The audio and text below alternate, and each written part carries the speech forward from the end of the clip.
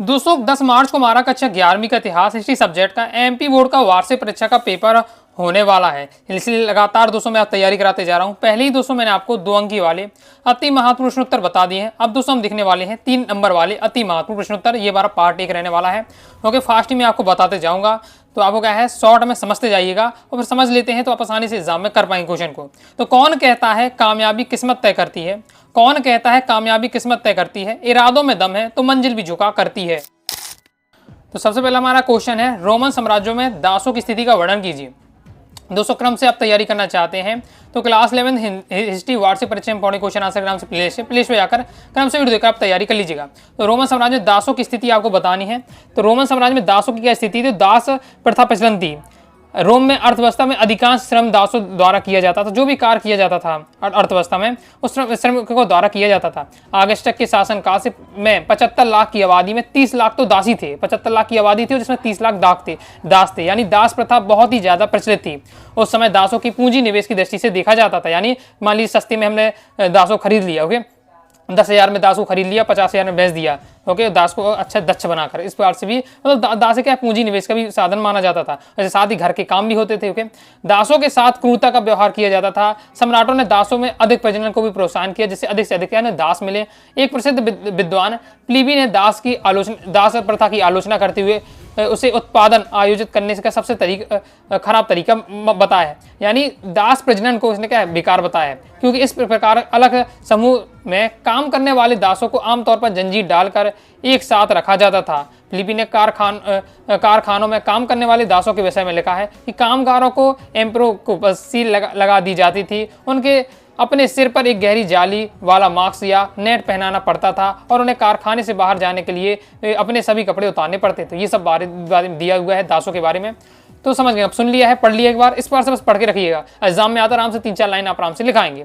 Roman साम्राज्य की भौगोलिक स्थिति का वर्णन करना है कि रोमन साम्राज्य कहाँ कहाँ तक फैला हुआ था वो आपको बताना है।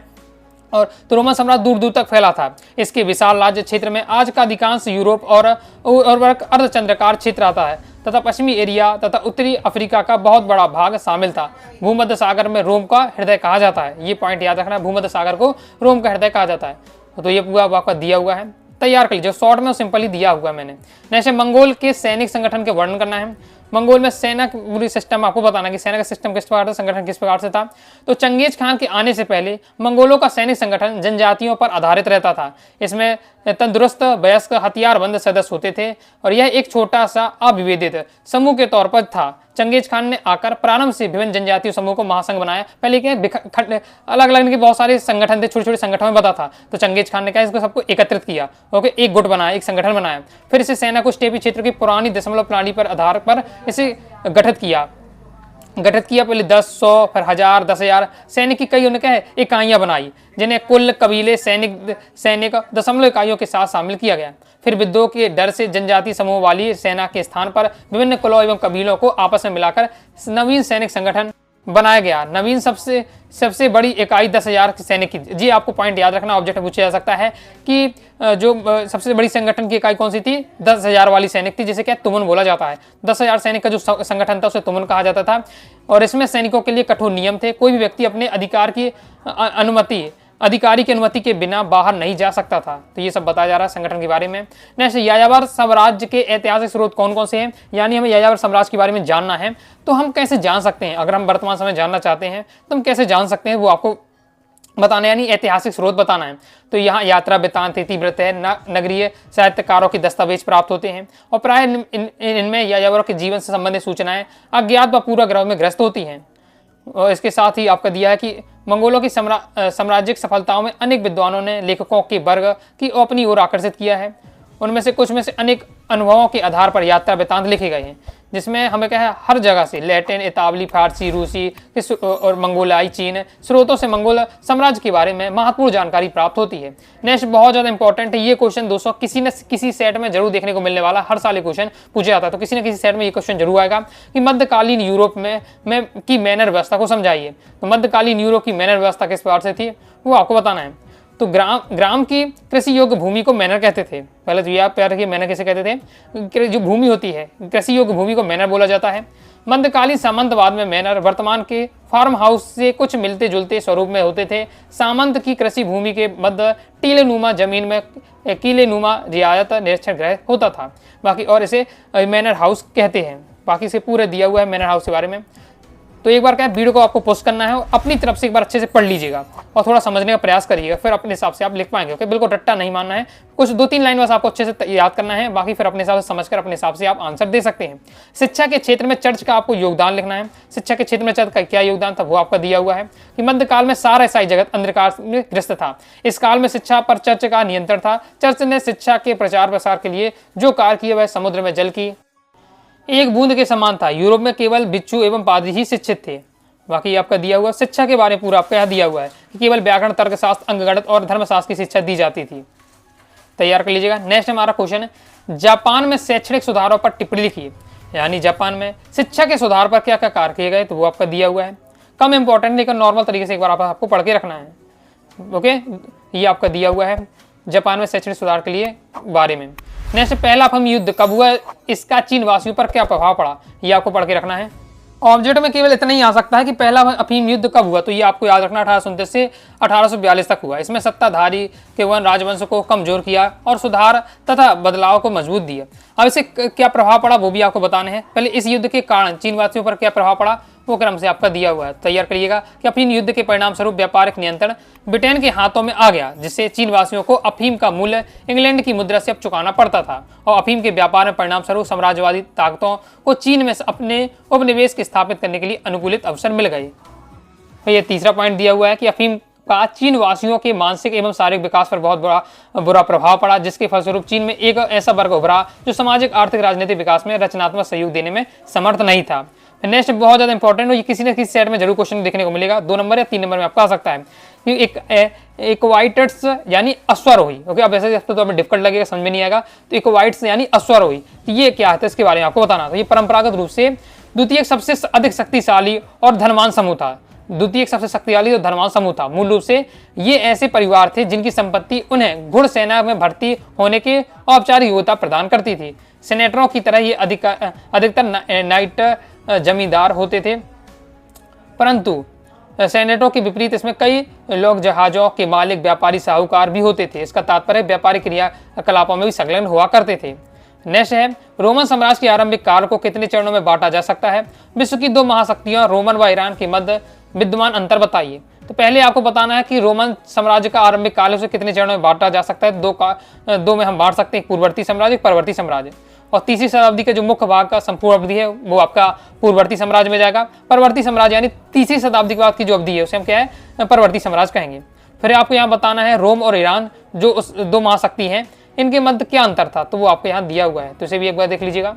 नेक्स्ट है, मंगोलों के लिए व्यापार इतना महत्वपूर्ण क्यों था। ये इंपॉर्टेंट है, ये किसी न किसी सेट में जरूर देखने को मिलेगा कि मंगोल व्यापार बहुत ज्यादा महत्वपूर्ण था। क्या रीजन है, तो मंगोलों के क्षेत्र स्टेपी क्षेत्रों में संसाधनों की कमी थी।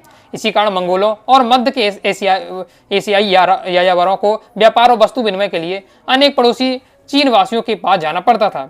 यानी क्या बताया जा रहा है कि मंगोल के जो क्षेत्र है वहाँ संसाधनों की कमी थी। अब संसाधनों की कमी थी इसलिए वो क्या है, चीन वासियों के से व्यापार करने जाते थे और अपने आवश्यकता की वस्तु लाते थे। यह व्यवस्था दोनों पक्षों के लिए लाभकारी थी। उन्हें वाणिज्यिक क्रियाकलापों में काफी तनाव का सामना करना पड़ता था। इसका कारण यह था कि दोनों पक्ष अधिक लाभ कमाना चाहते और दोनों में क्या है, चीन वासियों यहाँ के आपके मंगोल के जो क्षेत्र के लोग जब उनमें व्यापार होता है तो तीना तानी भी हो जाती थी। रीजन क्या है कि दोनों पक्ष क्या है, मंगोल वाला भी यहाँ भी क्या ज्यादा लाभ कमाना चाहते थे, तो इसलिए इसमें क्या गर्मा गर्मी बनी रहती थी। जलवायु का अत्यधिक ठंडा या गर्म होने के कारण स्टेपी क्षेत्र में खेती करना केवल कुछ ही ऋतुओं में संभव था। यानी मंगोल का जो क्षेत्र है स्टेपी क्षेत्र, वहाँ क्या है ठंडी और गर्म जलवायु होती रहती थी, तो वहाँ पर खेती करना मतलब आसान नहीं था। कुछ ही टाइम होता था इसमें खेती कर सकते हैं, इसलिए खाद्य उत्पादों और लोह के उपकरणों के लिए उन्हें चीन पर जाना पड़ता था। यानी खाद्य उत्पादन चाहिए तो चीन पर निर्भर है, लोह उपकरणों के लिए भी चीन पर निर्भर होते थे, क्योंकि खाद्यान्न इतना ज्यादा उस एरिया में होता नहीं था। इस प्रकार मंगोलों का जीवन व्यापार के अभाव के असंभव था। यानी बिना व्यापार के उनका चलता ही नहीं। अरे वो सोचे कि मैं केवल अपने एरिया में रहूँगा, अपने एरिया में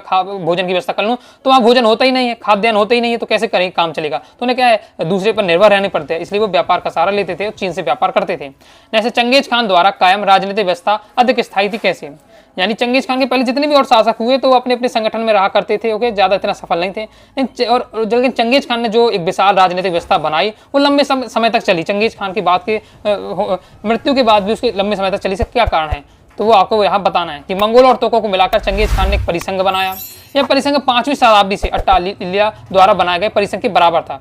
चंगेज की यह राजनीतिक व्यवस्था बहुत अधिक स्थायी थी। यही कारण है कि यह अपने स्थापक की मृत्यु के बाद भी यह राजनीतिक व्यवस्था कायम रही।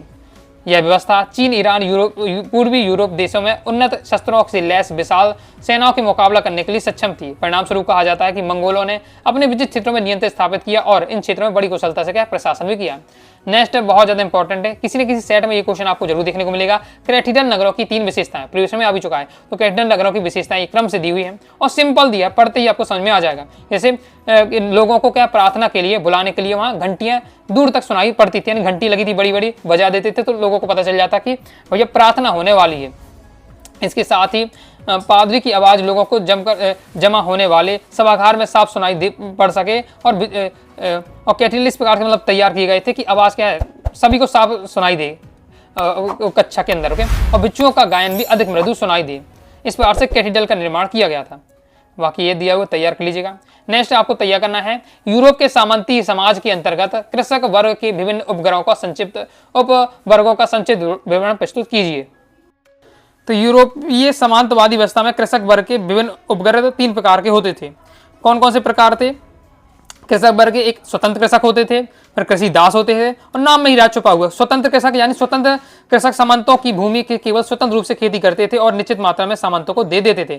यानी क्या इनमें दबाव नहीं रहता था कि ये हमें भूमि मिल गई है, हम अपनी खेती कर रहे हैं और फिक्स कर दिए कि हम आपको इतना दे देंगे, ओके, तो वो दे देते थे, अपने हिसाब से खेती किया करते। कृषि दास में क्या होता था कि सामंतवादी व्यवस्था में अपनी उपज का एक भाग सामंतों को देते थे, उनको अपने खेतों के अतिरिक्त सामंतों के खेतों में भी काम करना पड़ता। अब कृषि दास हैं, ये दास हैं तो अपने खेत में काम करेंगे, अपने खेत से जो उगाएंगे उसका कुछ हिस्सा भी देंगे, उसके साथ ही सामंतों को देंगे कुछ हिस्सा और साथ ही उनके खेतों में भी काम करेंगे। तो ये है, इसीलिए दास कहा जा रहा है। स्वतंत्र में कहा है कि अपने खेत में काम कर रहे हैं और एक निश्चित जो देना होगा सामंतों को दे देंगे। और कृषि दास में क्या है, अपने खेत में कर रहे हैं, जो निश्चित देना है वो तो दे ही देंगे, इसके साथ ही सामंतों के खेत में जाकर वहां भी काम करना पड़ता था। कृषि दासों को क्या है, विलियम्स कहा जाता था।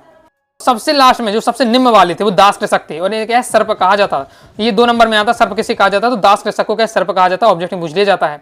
इनके पास क्या कृषि भूमि नहीं होती थी, मतलब सबसे निम्न कोटि वाले होते थे, इनके पास कृषि भूमि नहीं होती थी। ये क्या है, सामंतों की भूमि पर काम करते थे और ये लोग अपने स्वामी सामंतों को छोड़कर अत्यंत काम भी नहीं कर सकते। फिक्स रहता कि भैया तुम मेरे दास हो तो मेरे यहाँ काम करोगे, दूसरी जगह काम भी नहीं करोगे, ये भी यहाँ सिस्टम था, ओके। तो बिल्कुल सिंपल है आपका। जैसे जापान में सैन्यकरण या सैन्यवाद के उदय के 3 आपको कारण बताने हैं। तो सैन्यवाद के उदय के कारण पहला है सेना का आधुनिकीकरण, जापान का औद्योगिकरण और जापानी राष्ट्रीय परंपराएं। इन 3 पॉइंटों के माध्यम से जापान में सैनिकरण के उदय के बारे में बताया जा रहा है। इसे एक बार देख लीजिएगा। नेक्स्ट और लास्ट हमारा क्वेश्चन है कुलीन सत्ताधारी वर्ग में प्रवेश हेतु ली जाने वाली परीक्षा का संक्षिप्त टिप्पणी लिखिए। पहले क्या था कि कुलीन सत्ताधारी वर्ग होता था, जैसे अभी हम मान लेते कलेक्टर का पद होता है, ओके, तो हर सब कोई कलेक्टर जैसी पावर प्राप्त करना चाहता है कि जो जिला को संभाले, ओके, लेकिन उसके लिए क्या परीक्षा पास करनी पड़ती है, ऐसा कोई भी नहीं बन सकता था। तो इसी प्रकार से उस समय के लिए कुलीन सत्ताधारी वर्ग था, एक वो पूरा टीम बनी हुई थी और उस टीम में कोई भी जा नहीं सकता था, उसके लिए आपको एक परीक्षा पास करनी पड़ती थी, उसके बारे में आपको यहाँ दिया हुआ है, तो इसे तैयार कर लीजिएगा। तो ये हमने कवर कर लिए है 3 अंक वाले महत्व प्रश्न। इसमें अभी कुछ और क्वेश्चन रह जाते तो सेकंड वीडियो में हम क्या है क्वेश्चन कवर कर लेंगे। बाकी 2 अंक वाले बता चुका हूँ। तो आपको क्या करना है, प्लेलिस्ट पर जाइएगा, क्लास 11th हिस्ट्री वार्षिक परीक्षा पौने क्वेश्चन के नाम से प्लेलिस्ट होगी, प्लेलिस्ट पर जाकर आप क्रम से देख सकते हैं। तो आइए दोस्तों, आपको वीडियो पसंद आएगी, वीडियो पसंद आए लाइक करिए, सब्सक्राइब जरूर दिए, साथ ही टेलीग्राम चैनल व्हाट्सएप को ज्वाइन कर लीजिएगा और डाउट आता है तो कमेंट बॉक्स में आप जरूर पूछिएगा। मिलते हैं नेक्स्ट वीडियो में, तब तक के लिए बाय बाय।